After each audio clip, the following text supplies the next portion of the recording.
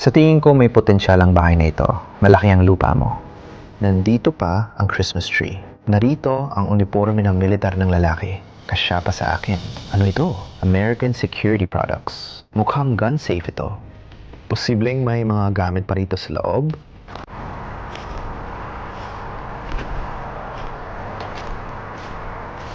May gulong mula sa NASCAR racetrack dito. Kawawa naman to.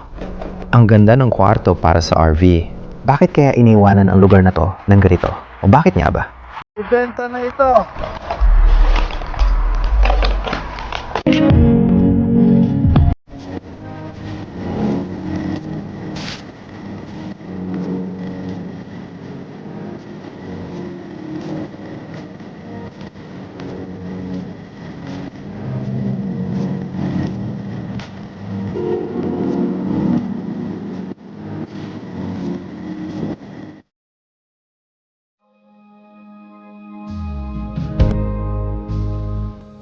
Sa gitna ng Florida at mga punong palma, may isang lalaking nabuhay ng puno ng tapang.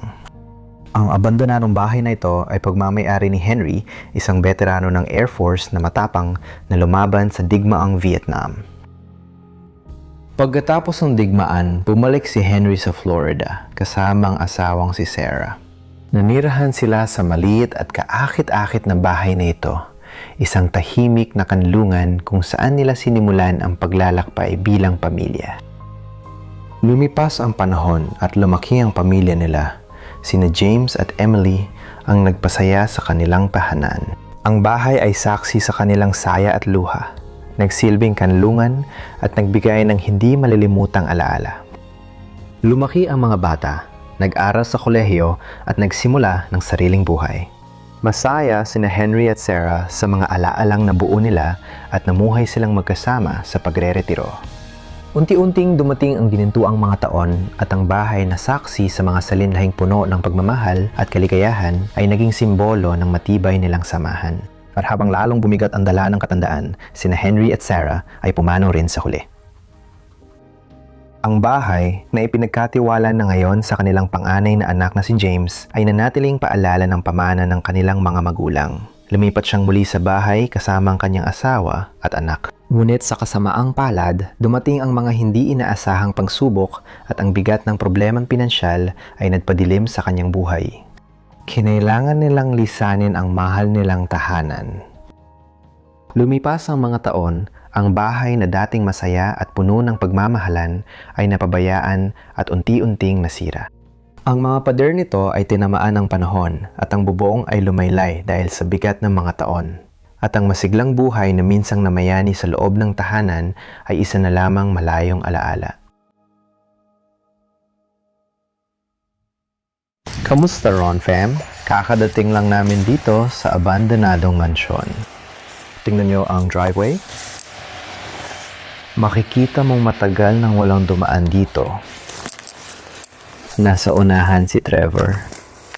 Grabe. So, ito ang driveway, ano? Sila rin bang may-ari ng kamalig na yun? Oo, nagtabas sila ngayong taon. Kamakailan na.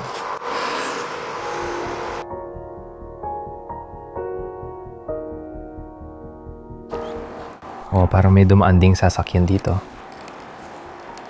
O, ganyan din ang itsura sa harap. Ito ang makikita mo pag uwi. Sa tingin ko, may potensyal ang bahay na to. Malawak ang lupa mo. Nakakapanghinayang na ganito ang harap ng bakuran. At may punong may Spanish moss pa dito mismo sa tabi mo. Medyo delikado yan. Kita mo, may ilang sanga na bumagsak na sa bubong. Sa tingin ko, masyadong malapit ang mga puno sa bahay. O, tingnan mo rin yung makakapal na baging na yan. Ibig kong sabihin, base sa alam natin, ang lugar na to ay hindi pa naman ganun katagal na inabandona. Nakakabalid makita ito sa ganitong estado.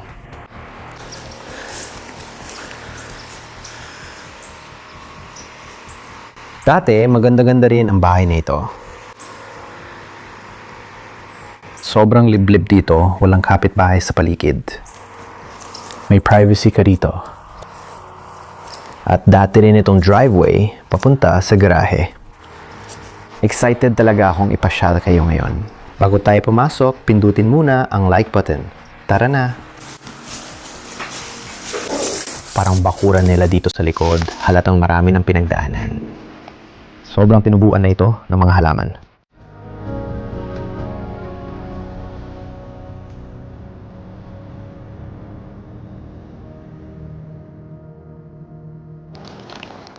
Mukhang palakas ng palakas ang sikat ng araw. Kanina, malakas ang ulan. Nagtataka ko kung may aso siya. Medyo malaki ang bakod. Sigurado akong may aso siya. Malawak ang likod bahay niya. Malamang mga 2 o 3 taon pa lang ang nakalipas. Pinapas pa ito. Oo, na-imagine ko kung paano dati ang itsura ng likod bahay na ito. Maayos ang tabas at kupit ng damo. Pakiramdam ko makakakita tayo ng ahas dito. O kaya naman buwaya. Grabe, puro pala tinik ito. Mga matinik na palumpong.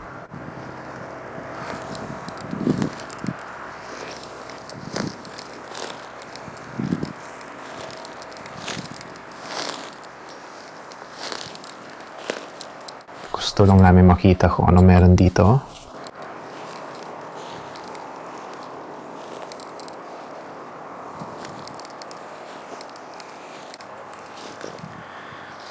Para saan ang mga kubol na ito? Siguro may sarili siyang manok. Oh, mukhang kulungan ito ng manok.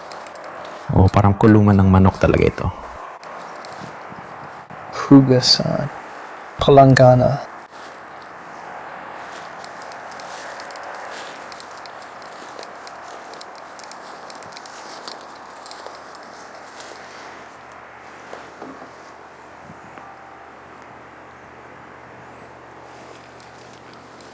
Ngayon, itong puno na to, kung titingnan mo, parang malapit na siyang bumagsak.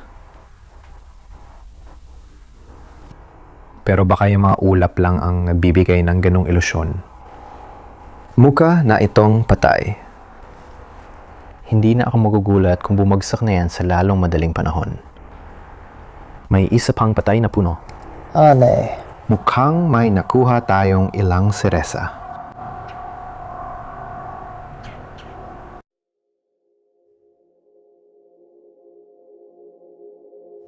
Kakapasok lang natin sa sala mga pare. Wow! Mukhang huling ginamit ang lugar na to noong Pasko. Ganito ang itsura ng pintuan sa pasukan. Mayroon pang ang pambalot ng regalo sa Pasko na nakaharang sa bintana. Medyo kakaiba. May mga natira pang muebles, gaya ng nakikita nyo. Tignan nyo yan. Nandito pa rin ang Christmas tree na may mga palambot pa. Ang kakaiba, karamihan ng mga bahay na na-explore ko dati, palaging iniiwan sa parehong panahon ng taon, tuwing taglamig. At heto ang fireplace. May tasa dito na nagsasaad ng pinasukan nilang high school. Teddy bear na pang Pasko. Bago pa tayo mag-explore pa, siguro bumaba muna tayo dito kasi dead end na yan. Tapos saka natin tapusin yung mga kwarto dito sa kanan. Nandyan na si Trevor. Mukhang may hayop na nangumangatnat ng kung ano para insulation. Dito naman, parang maliit na sala ito. Siguro ito yung formal na sala. Medyo mas pribado dito. May mga random na kutsyon. Baka nag-i-impake sila ng gamit o kaya nag-aalis ng gamit. Dito siguro nila nilalagay ang mga bata, lalo na pag family gathering. Nandito lahat ng laruan. Nakakatakot ang itsura ng manika na yon. Nilagyan nila ng parang kampana ng Pasko ang parol. Oo, punong-puno ng mga dekorasyong pamasko ang mga kahon. Siguro inaayos nila ang lugar. Ano yan bro? Oo nga, nakikita ko yung suot niyang uniforme ng militar. Yan ang lalaki. Dito ka makakarating sa kusina. Madali itong puntahan pero babalik tayo mamaya. Meron pa mga kwarto sa ibaba. Heto ang shared na banyo na may standing shower at bathtub. Hindi pa nila natapos pinturahan ng pader. Maganda ang kwarto, sakto ang laki para sa bata. Ay wow, kaya pala ang kama na ito ay isang massage bed. Heto ang aparador.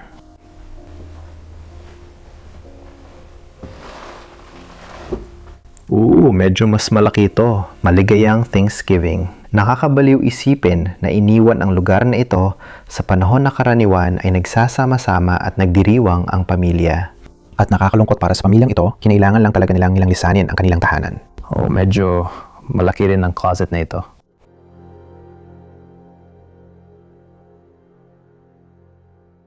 Sige, tingnan natin ang kusinang ito. Sa totoo lang, parang bumabalik ako sa dekada 50 sa kusinang ito. Pero may modernong gamit na. Halatang inayos nila ito sa pagdaan ng panahon. Sayang lang, parang nasayang effort nila. Oo, medyo kadiri talaga. Tingin ko, mga uod yun na patay na sa sahig doon. Siguro may nabulok na hayop dito. Ay, grabe. Huwag lang yung ref. Alam ko nung sobrang lala ng ref na to, base pa lang sa itsura. Bubuksan ko na to, pero kapag nabuksan, pindutin nyo agad ang like, subscribe, at notification bell. Ay, grab! Ay, ang baho niyan. Ngayon, dito sa kabila ay halos pareho ang ayos, pero mas malaki ito. Kinuhaan lang kwarto ito. Wow, may mga bota pang tactical. Baka ito ang gamit niya nung nasa militar siya. Bago pa rin ang mga kurtina, ang laki ng walk-in closet. At naisip ko kung gaano karaming damit ang kasya dito. Grabe, ipinapakita nito na mayaman talaga ang pamilyang ito. Grabe, baka ito ang master bedroom. At habang naglalakad ka, mararating mo ang banyo. Grabe, ang ganda at ang ayos nito. Kumpleto lahat ng gusto mo sa banyo. May standing shower, may double sink pa tayo dito. At heto ang bathtub.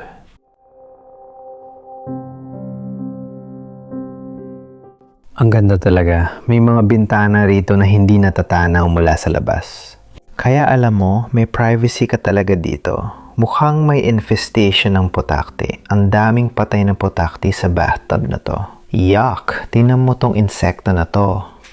Ang laki ng gagamba na yan. Parang alien ang itsura. Hindi ko nasasabihin na gagamba. Alien na talaga yan. Steve, halika dito pare. Anong meron bro? May dala akong kahon ng gamit niya. Ano yan? Yearbook yan pare. Ano ra? Yearbook niya yan. Ay, wow. Nagtapos siya ng 1964. Pare. Ayos yung nahanap. Tama, nandito lahat ng litrato niya. Wow. Oo, siya yan kasama ang mahal niya. Pare itim-puti ang larawan pero moderno ang suot niya. Kaya niya mag-blend in yan. Ganyan na rin ang mga tao ngayon. Nagsusuot ng maluluwag na pantalon. Babagay siya ngayon. Oo, babagay na siya. Sinusubukan kong alamin kung anong petsa nito. Wow! 1,900 at 64 mga araw ng paaralan at mga party noon sa ika-6 na baitang. Ika-6 na baitang nga ba ito? At tingnan mo yung mga kotse pare. Klasiko. Sa likod ng libro, meron talagang parang marami ring mga tao na nagsulat doon. Oo, syempre. Lahat ng estudyante nagsusulatan sa yearbook ng isa't isa. Ang astig nun. Wow. Dati, lagi silang nagsusulat noon ng cursive. Pero ngayon, hindi na tinuturo yon. Isa na yung nawalang sining. Oo nga. Ito eh. Kahit ako, nahihirapan na akong mangbasa ng cursive ngayon. Tinuruan nila ako pero nakalimutan ko. Tama. Baseball. Kasali sa football team. Eos. Isa siyang malalaro ng football. Kasama siya sa mga pinaranggalang laro. Kasama ba siya sa mga pinaranggalang laro? Pinaranggalan sa Bilong All-State at talent siya. Talaga? Nandun ang pangalan niya? Oo nga. Grabe. Atletico pala itong taong to. Oo, magaling siya. At Astin yung nahanap natin, tol. Ang dami nating nadidiscovering interesanting bagay ngayon.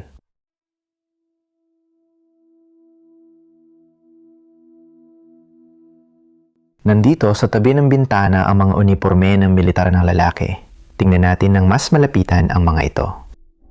Wow, ang ganda at mataas ang kalidad ng materyales dito. Kitang-kita na pang matagalan ito, maliban na lang kung ngat natin ang daga. Kasya ito sa akin. Kumusta itsura ko? Astig naman yan. Base sa itsura ng badge, nasa Air Force siya. Narito ang tag ng bagahe. Ilalagay natin ito sa taas para hindi na masira. At narito ang isa pa. Ay, Diyos ko, may butiki sa ibabaw nito.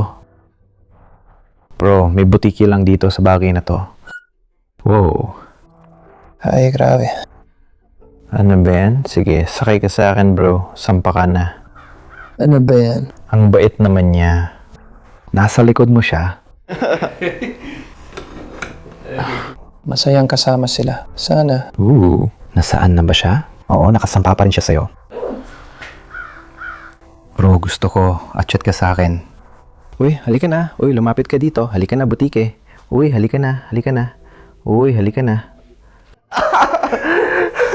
Hindi. Halika na. Ay, pare. Ngayon, lahat na ito. Nayanig na. Oh, lahat na yanig at may dumi ng daga pa. Pare ang astig nun. Oo, astig talaga yan. May album na ako. Mga litrato ng pagtatapos ng platoon. Ito ang mga litrato nung nasa hukbo siya. Oo, yan ang platoon niya. Nagtapos nung ika-11 ng Mayo, 1166, unang batalyon ng mga recruit. Platoon 163 ang galing nun. Karaniwan ng siguro ang mga litratong ito. Kailangan ko talagang maghugas ng kamay pagkatapos nito. Mukhang nagpunta sila sa Thailand. Nandito sa bahay lahat ng alaala nila. Pumunta sa tabing dagat, sumakay ng kabayo, nakakita ng buwaya. Sa tingin ko, maaring bakuran nila ito. Kaya nakakita lang kami ng plaka ng sasakyan dito. At ang petsa nito ay 0822. Ang hirap paniwalaan na hindi matagal na inabandona ang lugar na to. At ganyan ang itsura ng fireplace. Ang ganda talaga. Oh, parang naisip ko na rin. Ang weird na nagkalat ang gamit dito. Parang naghahanda silang ilipat o ilabas ito. Halatang malaking tagahanga sila ng Scooby-Doo. May mga litrato rin tayo nakatago sa sulok na to at may laro ng darts. Pwede di pa ba natin to laruin? Mukhang hindi na, mapurol na kasi. Oo, karamihan dito ay mga litrato ng mga anak niya. Sa tingin ko, ito ang anak niyang lalaki. Ayun naman ang anak niyang babae. Oo nga, ano kayang ginagawa nila na yon? Mukhang mahilig sila sa Scooby-Doo. Malamang para ito sa mga anak niya.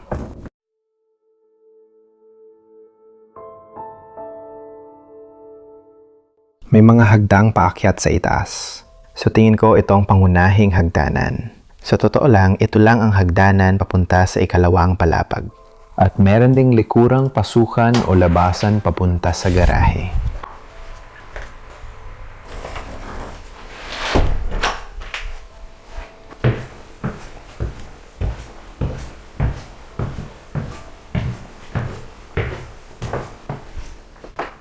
Ito na yun. Paakyat lang pala ito sa isang kwarto. Ang laki talaga. Siguro gagamitin ko ito bilang opisina. Sasabihin ko sana baka ito ang master bedroom. Pero pagtingin mo sa banyo, at hindi ito kasing gara ng nasa ibaba. Oh, grabe. Ano ba to? American Security Products. Mukhang gun safe na ito. Oh! Hindi gumagalaw. Ay, grabe. Baka may laman pa talaga ito. May modelo at serial number dito mismo. Bukod pa dyan, meron kang Remington Action Cleaner. Ito ang panlinis. Ginagamit ito para linisin ang mga baril. Ayos yung painting na yan. Mukhang Francis na sundalo. Oh. May iba pa akong mga litrato ng klase. Narito ang litrato ng klase mo. Kabuuan nito ay $1 at 25. Grabe, ito ang litrato niya noong elementarya. Nakakatuwang makita kung paano magdamit ang mga bata noon. Mas mukhang sosyal at disente talaga sila dati. Ang dami talagang nababago sa paglipas ng panahon. May scrapbook dito. Medyo walang laman. May mga damit pa nakasabit dito. Malamang jersey niya sa football noong high school. Siguro dong ito ang maliit niyang workshop. Malamang may mga tools siya sa taas at dito siya gumagawa sa bench na to. Galing pa noong 1986 ang diary rito. May mga VHS tapes din. Malamang gawa sa bahay lang. At dito banda. Ay, ano ba yan? Isa itong sauna. May built-in sauna ang lalaki dito sa itaas. Wow, tingnan mo lahat ng tropeo. Kaya si Trevor ay nandito na, pero sa tingin ko, hindi niya nakita ang kwartong ito. Pero hindi ko nakita yan. Nakita ko ang silid ng sauna, pero sumilip lang ako dito. Oo, nandun lahat ng tropeo niya. May ilan din para sa anak niyang babae na varsity cheerleader. Naglaro siya ng golf. Sige, si Trevor at ako ay balak talagang ilabas ang mga tropeo dito at ayusin para sa magandang litrato sa mesa. Ooh. Hi. Ang ibig kong sabihin, sa simula, malamang dito talaga sila. Ilagay mo lang yan dito sa baba. Nagtataka ako kung namatay siya dahil sa cancer sa baga. Posible. Matanda na siya nung namatay. 73 taong gulang siya. Hindi rin kasya ito dito sa ibaba. Wow, ang ganda na nito. Pear!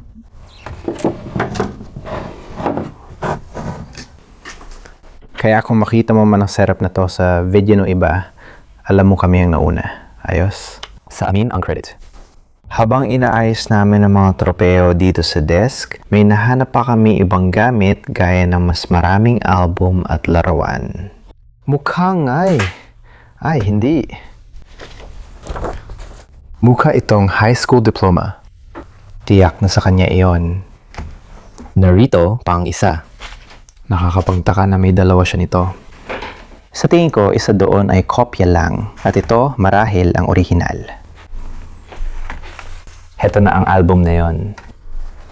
Oo, luma na talaga ang mga litrato niyan. Pero ayan, ito ang mas malapitang tingin sa mga tropeo. Medyo nakikita ko na, alam mo yon, ilan sa mga tropeo na to ay para sa anak na babae. Sa totoo lang, karamihan dito ay galing sa anak na babae. Baka nakuha niya ang galing sa sports sa tatay niya, lalo na sa golf. Siya ang nanalo sa first flight sa ikatlong taon ng Ladies Golf Classic noong 1968. Nanalo sa 9-hole championship tournament noong 1966. Ito ang litrato niya. Isa siyang nagbebenta ng Chevy at tiyak isa siya sa pinakamahusay nilang salesman. Sana nag-enjoy kayo. Kung nagustuhan nyo, mag-subscribe at pindutin ang bell. Panuorin din ang channel ng kaibigan kong si Trevor. Dahil sa iyo, Trevor, na-explore natin ang lugar na ito. Saludo ako sa iyo. Ang ganda ng lugar na yan, pare. Isa sa mga pinakakakaibang bahay na na-explore ko sa Timog.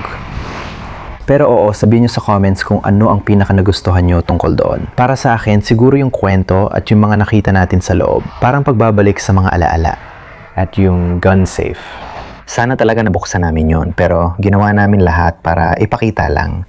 Siguradong may mga baril pa rin sa loob dahil di pa nabubuksan.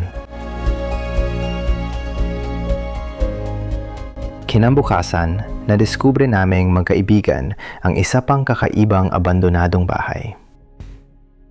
Noong taginit ng 1,960 nang mag-enjoy sa pagre-retiro si Tom, isang NASCAR driver, matapos ang matagumpay niyang karera. Nakita niya ang magandang mansyon sa tabi ng lawa at ginawa niya itong tahanan. May 3 kwarto at 2 banyo ito. Bagamat maliit, sakto ang laki nito para sa kanila mag-asawa at 2 anak.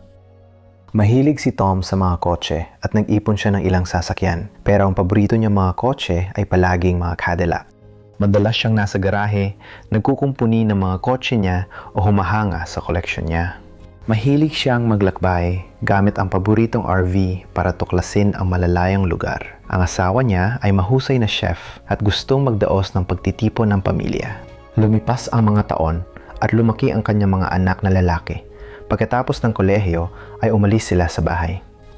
Si Tom at ang kanyang asawa ay naiwan upang tamasahin ang kanilang magandang tahanan at ang presensya ng isa't isa. Sa kasamaang palad, noong 2012, pumanaw ang asawa ni Tom. Dahil walang mag-aalaga, lumipat si Tom sa nursing home dahil sa matinding diabetes. Makalipas ang ilang taon, sinalanta ng malakas na bagyo ang lugar at malubang nasira ang mansyon ni Tom sa tabi ng lawa. Napakasaklap ng itsura nito at alam niyang hindi na siya pwedeng tumira roon. Nagpasya siyang ibenta ang bahay at magpatuloy sa kanyang buhay. Sa huli, naibenta ang bahay sa isang kumpanya ng pagpapaunlad ng lupa sa halagang $1.2 milyong. Noong 2023, may plano ang kumpanya ng pagpapaunlad na gibain ang mansyon at magtayo ng opisina sa lupaing iyon.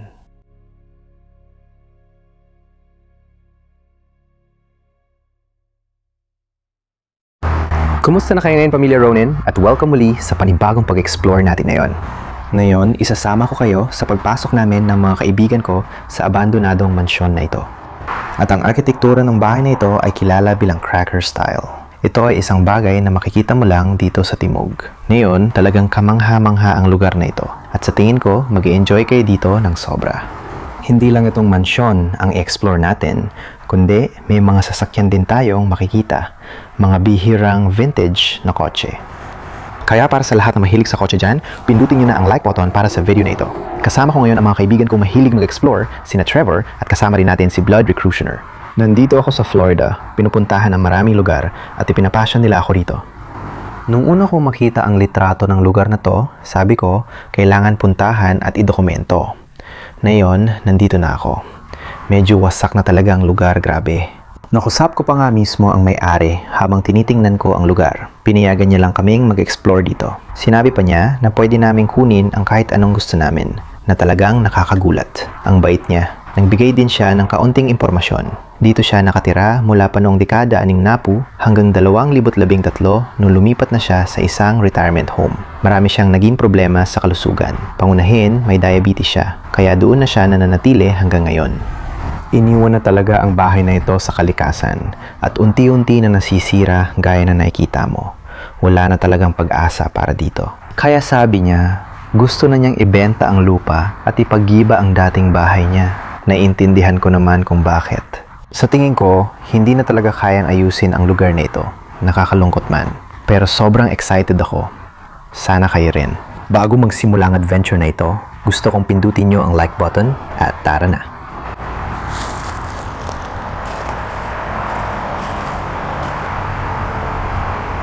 Magandang bahay, pero napabayaan na talaga ang harapan nito. Oo, may mga kakaibang kabuti na tumutubo dito.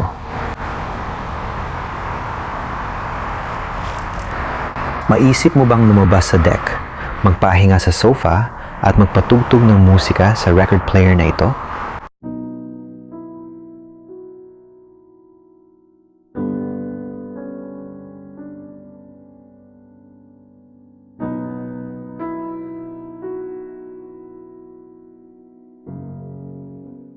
Gusto ko lang magsimula dito. Ito ang isa sa mga sasakyan na pinakamalayo sa bahay. Pero hindi lang yon. Ito siguro ang paborito kong kotse na iniwan dito. Maganda ang Cadillac na ito. Wala na ang isang gulon at lumulubog na sa lupa. Kitang matagal na itong nandito. Grabe, pati sa lamin may Cadillac na nakasulat.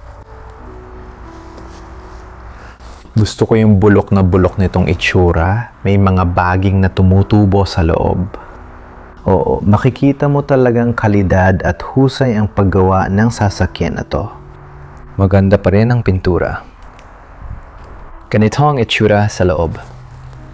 Ang manibela. Pero ang dashboard ay tinanggal na. Inayos para manatili. Makikita mo pa rin ang makina sa loob. Bumbo pa, hindi pa nanakaw. Maluwag ang espasyo dito. Maisip mo magdaos ng barbecue o party kasama ang mga kaibigan at pamilya. Wala kang naging problema. Pwede din mong gamitin ang lugar na ito para iparada lahat ng sasakyan mo. Nandyan lang ang lawa sa banda roon. Mas maganda sana ang itsura kung mapuputol ang mga punong ito. Kapag naputol ang damo, mas makikita mo ang potensyal ng bahay na ito. May mga punong Spanish oak na nakapaligid sa mansyon. Maraming magandang lilim dito. Ang sarap at presko ng pakiramdam ngayon. Hindi ako sigurado kung ano ito dati. Baka dati itong swing set para sa mga bata. Tingnan mo yan. Umaabot pa ito hanggang dun sa ibaba at hanggang dito. Parang dati ay may ginagawang garahe sa ibaba. Pakiramdam ko may mga nagmamaneho na dito. Makikita mo ang ilang bakas ng gulong. Pumunta siguro sila dito nung umuulan.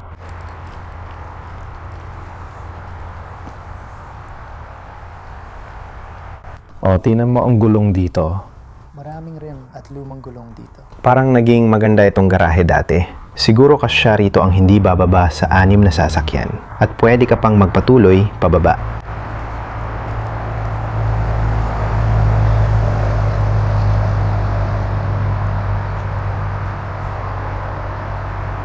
Hindi na nakapagtataka kung bakit dito tumira at nagmay-ari ng property ang lalaki. Maraming sasakyan at iba pang mga kotse ang kasya niya dito, kaya naman dito siya tumira. Alam mo, mahilig siya sa mga kotse at talagang masigasig siya sa pagkokolekta ng maraming sasakyan. May lupa siya para gawin yun. Yan ba ay patatas? Nambibiro lang ako. Malamang tumutubo yan sa lupa. I-comment sa ibaba kung ano sa tingin nyo ito. Tara, tingnan naman natin ang side na ito ngayon.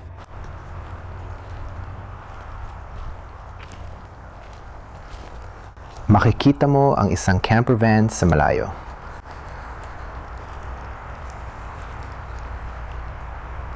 Kung dito ako titira, baka magpatayo ako ng guest house sa sulok na ito.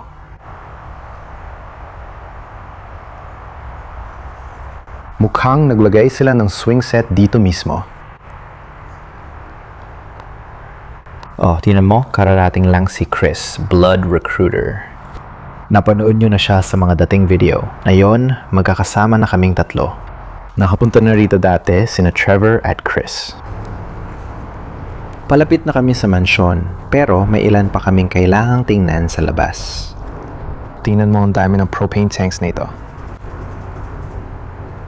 Malamang may grill sila dito sa kung saan, pero nabanggit ni Chris na may parang tiki bar daw doon banda. Hindi mo mapapansin ang tiki bar doon dahil sobrang masukal na. Ay, talaga? Oo, sinama nila yung bar. Nandiyan talaga yan? Nandiyan mismo. Sandali, titinan lang namin ang tiki bar. Mukhang tinanggal na nila. Yung bakal na yan ang dating tiki bar. Gusto mo bang silipin ang RV? Oo, titinan ko yan. Amoy ihi dito. Oo, masama ng amoy kagabi. Alam mo, sigurado akong ayos na ang buhay ng taong to. May maganda siyang bahay, maraming sasakyan. Alam mo, kapag may RV ka, ang ganda nitong paraan para maglakbay sa Amerika. Yan ang pangarap ko. Magkaroon ng sariling bahay at mga sasakyan. At syempre, magkaroon ng RV para sa road trip. Siguradong masaya na ako nun.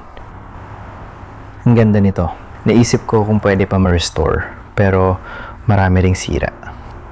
Yung ibang gulong lumubog na sa lupa. Lahat sila flat na. Amoy ihi na galing sa loob ng RV. Susugal ako para lang may pakita ko sa inyo. Nandito ang bag ko. Medyo masikip ton.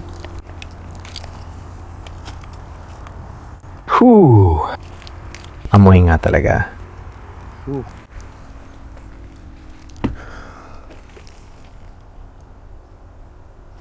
Grabe. Tingnan mo yung upuan ng driver. Hindi ko inasahan na ganito kasira sa loob. Parang nagkahiwa-hiwalay lahat at ang daming kalat na nakakalat sa paligid. May laman pa ang mga cabinet at drawer.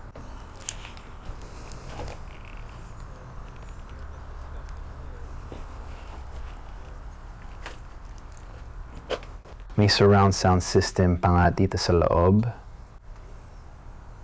Siguradong ang sarap makinig ng musika sa RV na ito. Parang standing shower ito. Maliit ito pero may espasyo para sa bathtub. Nandyan ang inidoro siguro sa loob niyan. At heto naman ang kwarto. Napakagandang kwarto nito para sa RV. Ang dami mong espasyo at nagkasya pa ang isang double bed dito.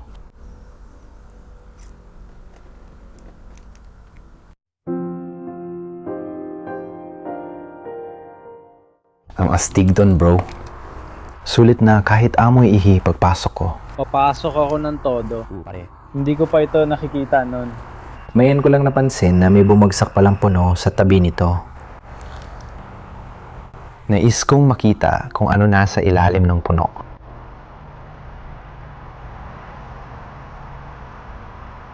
May mga anay at langgam doon.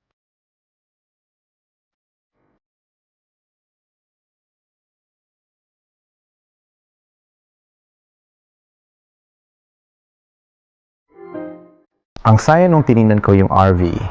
Matagal ko nang pangarap magkaroon ng ganon. Lagi akong tumitingin online at kumukuha ng inspirasyon sa mga RV o travel van sa Instagram ng iba. May Hyundai rin kami. Malamang yun ang araw-araw niyang ginagamit na sasakyan. Medyo wasak-wasak na ito.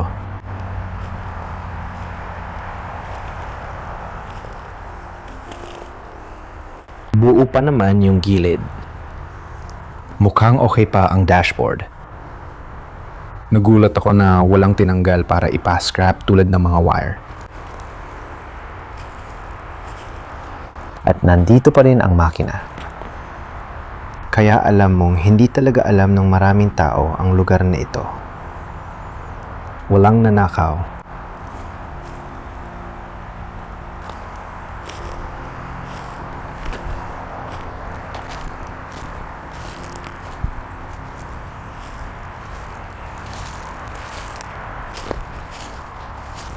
Tingnan niyo ito mga pare.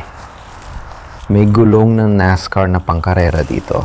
Ngayon lang ako nakakita ng ganito. Hindi ko inasahan na ganito pala kalaki ang mga to. Mukhang Tama ka, malamang naputpud na ito. Ganito kasi ang ginagawa nila. Sa tingin ko, oras na para pumasok tayo. Tingnan mo kung gaano ito kagulo. Mukhang maraming gamit ang lumipad palabas ng bahay. Makikita mo ang mga damit, sapatos, at kung ano-anong kalat sa paligid. Sobrang gulo na talaga. Makikita mo na dati itong napakaganda nung una. Mukhang dalawang palapag ito. Mukhang may mga sangga ng puno na bumagsak sa bubong. Malaki ang pinsala dito. Gusto ko ang kulay ng bahay.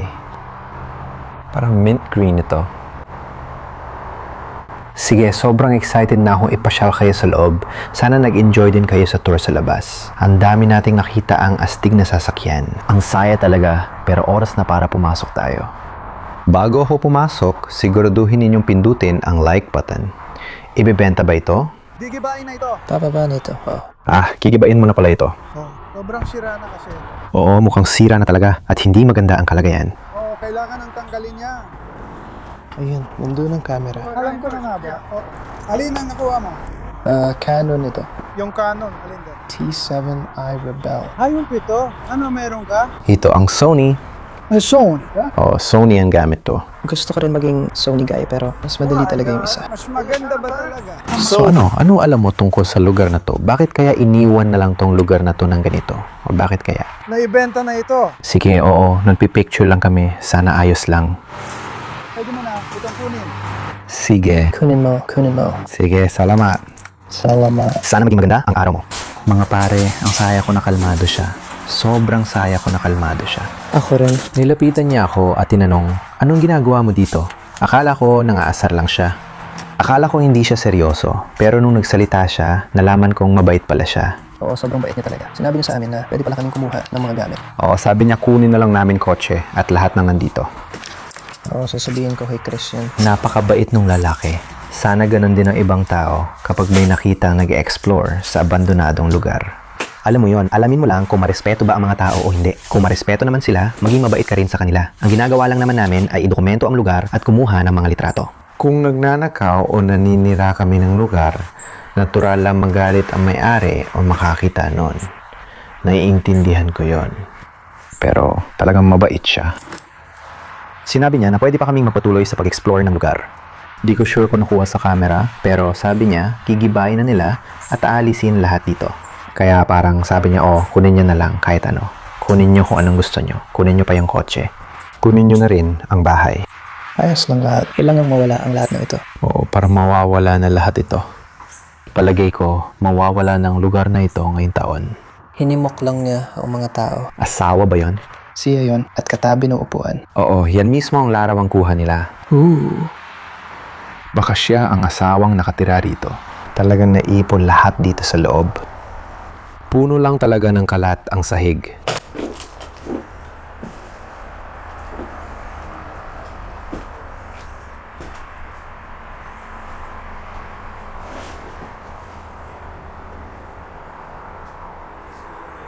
Tingnan mo, lahat ng kabinet may plato at tasa pa sa loob.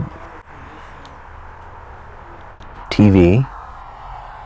Baka nanonood sila ng video habang kumakain.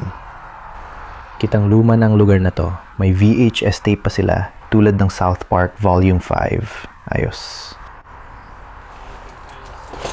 At dito naman, punong-puno pa rin ng mga sangkap, mga sarsa at mga pampalasa. Alam ng tropa kong kailangan ng masarap na gamit, may sriracha tayo. May Bangkok peanut sauce din siya. Alam talaga ng taong to ang kinakain niya. Anong meron dito? Parang maliit na indoor deck ito, siguro. Oh, ito ay isang... Grabe, hindi ako makapaniwala kung gaano karumi at dami ng basura saan man tayo pumunta. Ang dami nilang gamit, pare. Siguro pupunta tayo dito. Mukhang ang sala.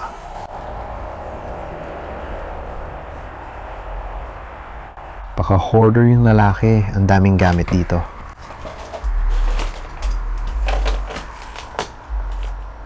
Sabi ng ilan.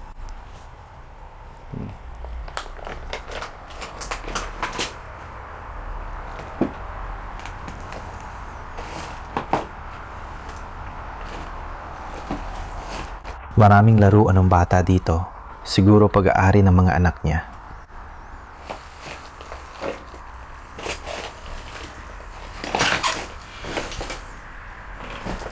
Wow, tingnan mo to.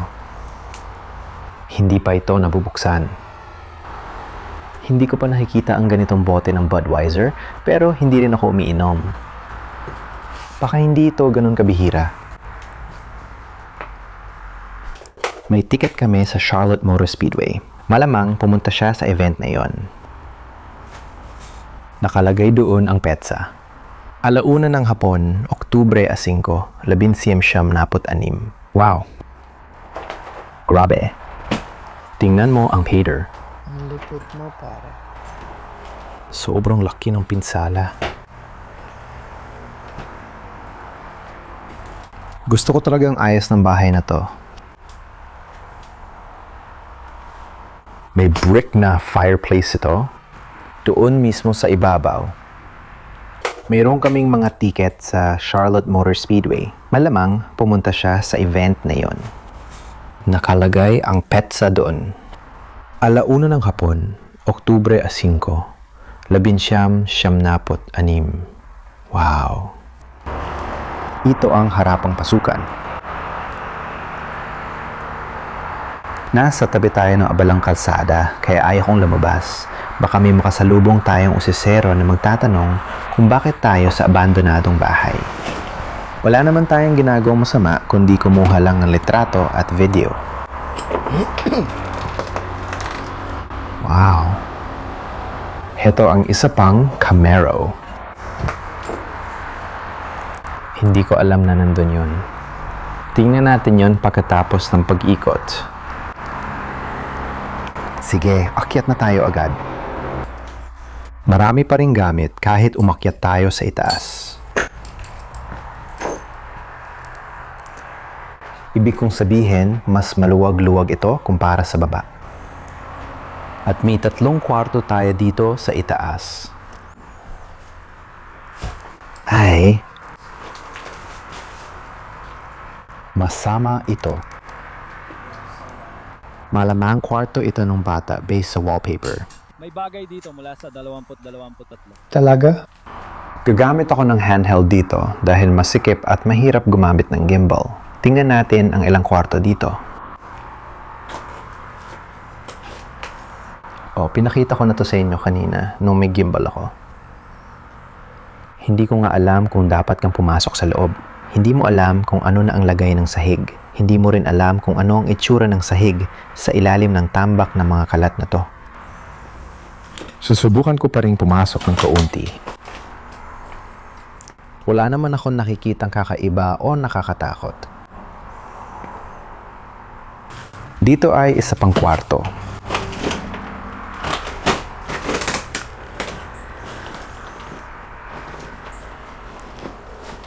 Maganda talaga ito. Maliit nga lang ito. Siguro dito natutulog ang mga magulang. Kasi may parang aparador sila dito. At may sarili itong banyo, kaya naniniwala akong ito ang master bedroom. Pero sobrang liit. May mga lumang VHS tapes tayo dito. Beyond Nashville. Sweethearts of the Rodeo. Grabe, malamang mga tape ito na kinunan ng lalaki. Ng sarili niya at ng pamilya niya.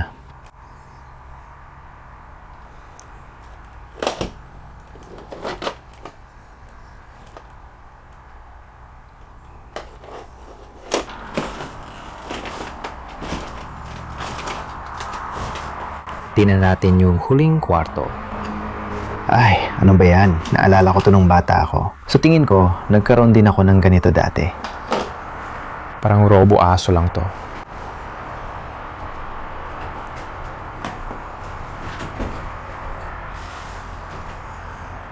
Ang daming litrato dito sa kwarto. May mga boteng gamot ako nakita, kaya kailangan sigurong i-blur. Mukhang umiinom siya ng oxycodone.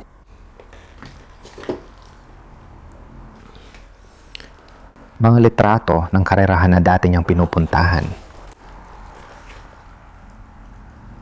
Mukhang may party sila.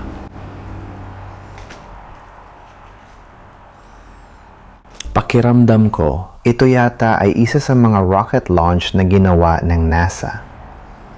Nagatingala silang lahat sa langit.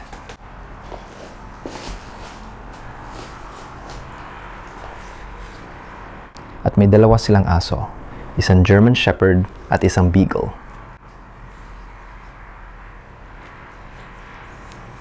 Mukhang siya yung babaeng nakita natin sa ibaba.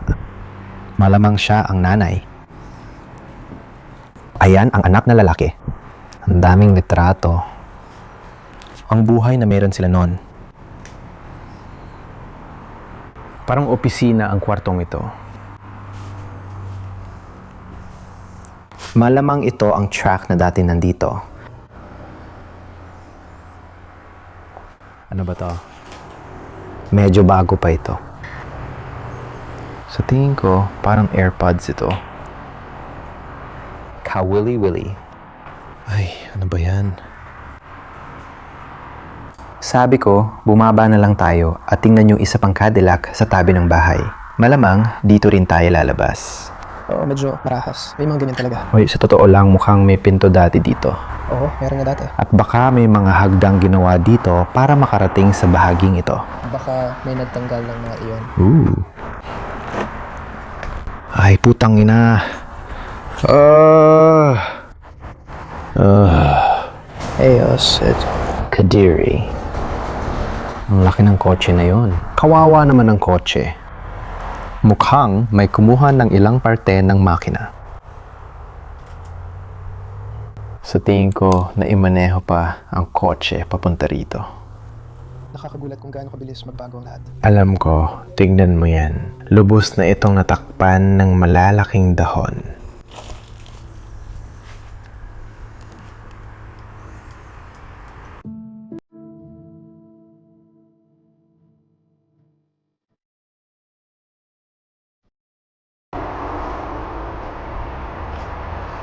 Are, tingnan mo ang loob. May mga upuang gawa sa balat. Buong buo pa ang dashboard. Convertible din ito. Ang ganda naman yan. Sana nga, sana nun pa, napapaibig ko na lahat ng babae dahil dito. Ganito ang itsura ng likod. Hindi ito unang beses kong makakita ng abandoned Cadillac. Pangatlong beses ko na yata makakita ng inabandon ng Cadillac at palagi ko itong gustong makita.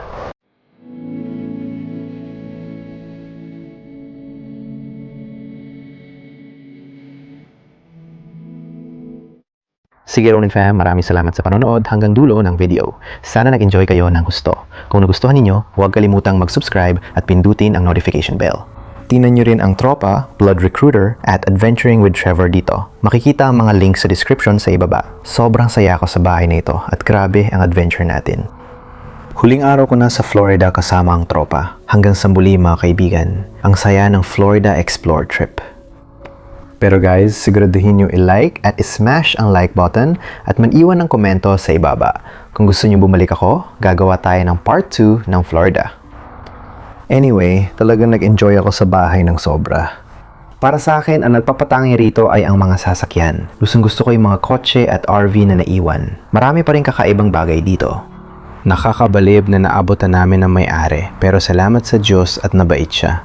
May pipicture lang kami at dinay-document ang lugar bago ito mawala.